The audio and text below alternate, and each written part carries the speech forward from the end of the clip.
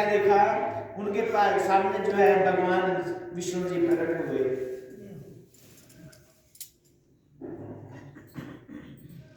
और उनके ऊपर बहुत ही प्रसन्न हुए भगवान विष्णु जी। कह लगे ब्राह्मण, हम तुम्हारी पूजा से बहुत ही संतुष्ट हैं। हे ब्राह्मण, तुम्हारा कल्याण होगा। तुमने जो है हमारी श्रद्धा भावना से बहुत ही ज्यादा भक्ति की है, तुम्हें तो स्वर्गलोक मिलेगा। अपने सामने भगवान विष्णु जी को देखकर ब्राह्मण को बहुत ही अचंभा हो गया।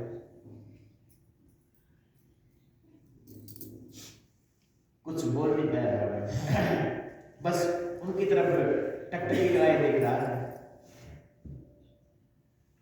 जिनके गले में वनमाला पड़ी थी, चतुर्भुज रूप था उनका, बहुत ही सुंदर रूप, मनमोहनी मूर्ति उनकी देखकर ब्राह्मण बहुत ही मोहित हो गया। बस देख ही जा रहा है ब्राह्मण, कुछ बोल नहीं पा रहा। तो भगवान विष्णु जी ने मेघवाणी में कहा, ब्राह्मण कुछ तो तुम बोलो। तो बड़ी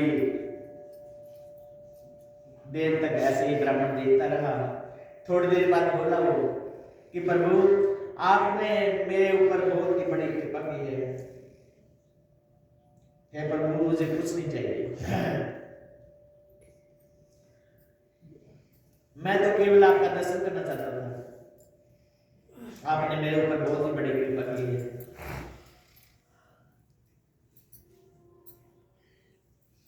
इससे ब्राह्मण के ऊपर भगवान विष्णु जी बहुत ही प्रसन्न हुए और अपने साथ लेकर चल दिए उस ब्राह्मण को कि चलो ब्राह्मण, इस संसार से तुम्हारा समय पूरा हुआ, तुम मेरे साथ में चलो, मैं पूछ लो तुम्हें। तो ब्राह्मण को लेकर भगवान विष्णु जी जा रहे हैं आकाश मार्ग से। इधर जब चोल राजा ने देखा कि ब्राह्मण और भगवान विष्णु जी दोनों जा रहे हैं, तो उन्होंने अपने गुरु जी से पूछा कि गुरु जी, ये सब क्या है? तो गुरु जी ने कहा कि हे राजन, ब्राह्मण ने जो है भगवान विष्णु जी के दर्शन कर लिए और वही उनको स्वर्गलोक में लेकर जा रहे हैं। उस ब्राह्मण को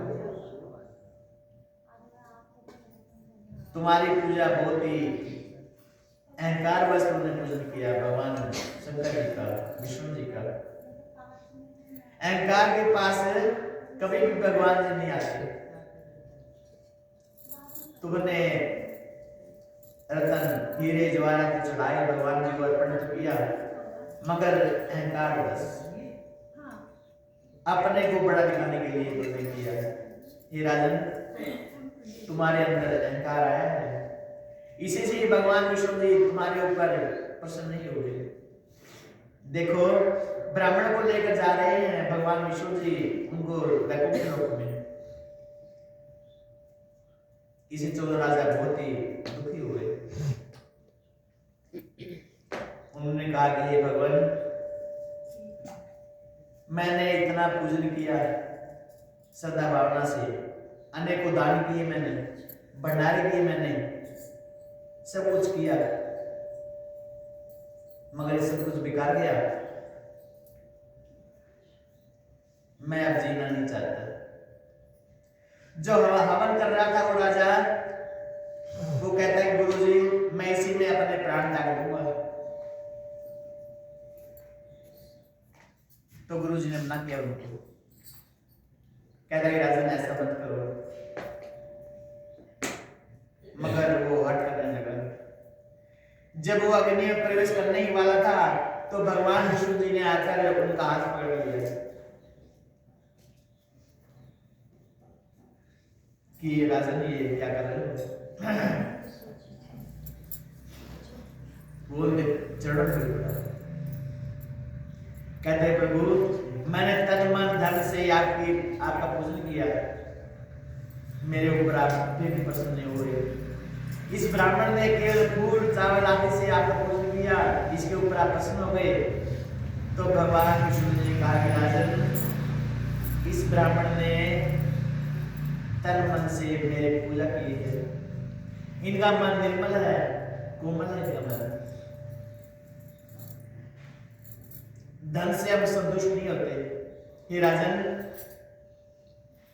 धन तो हमारे सामने मिट्टी है, हम तो अच्छी भावना, अच्छी श्रद्धा होनी चाहिए, अहंकार नहीं होना चाहिए। जो श्रद्धा से किया गया दान होता है वही हम स्वीकार करते हैं। अहंकार वश से किया हुआ दान हम नहीं देते। हे राजन, तुमने अहंकार किया था, इसी से ब्राह्मण मुझसे जीत गया। उन्होंने क्षमा मांगी। राजा ने कहा कि प्रभु, मुझे आप क्षमा कर दो, ये अहंकार मेरा मिटा दो, अहंकार मुझे ना हो। मगर प्रभु, आपने ब्राह्मण को तो वैकुंठ लोक दे दिया, मगर मैं कहाँ रहूं, क्योंकि मैं अब जीना नहीं चाहता, मुझे वैकुंठ साथ ले। तो भगवान विष्णु जी ने हाथ बढ़ा दी। भगवान विष्णु जी दोनों को ले चले वैकुंठ लोक की ओर। चोल राजा और वो ब्राह्मण दोनों वैकुंठ लोक में जाकर निवास करने लगे। इस तरह से ब्रह्मा जी समझाते हैं अपने पुत्र नारद को, हे नारद, जहां पर अहंकार होगा वहां पर भगवान विष्णु जी नहीं होंगे। कार्तिक स्नान करने वालों को कभी अहंकार नहीं करना चाहिए। जो भी कुछ को दान पुण्य आदि करते हैं अपने हाथ से, तो अच्छी भावना से, अच्छी श्रद्धा से उनको पूजन और दान आदि करना चाहिए। अपने मन में अहंकार नहीं आना चाहिए। देखो नारद, ब्राह्मण और चोल राजा दोनों आज बहुत ही सुख से रह रहे हैं वैकुंठ लोक में। दोनों विष्णु जी के समान रूप वाले होकर यज्ञ आदि करके वो ब्राह्मण बहुत ही तृप्त हुआ, वैकुंठ लोक में निवास किया। विष्णु जी का रूप धारण करके दोनों चोल राजा और वो ब्राह्मण वैकुंठ लोक की ओर जा रहे हैं।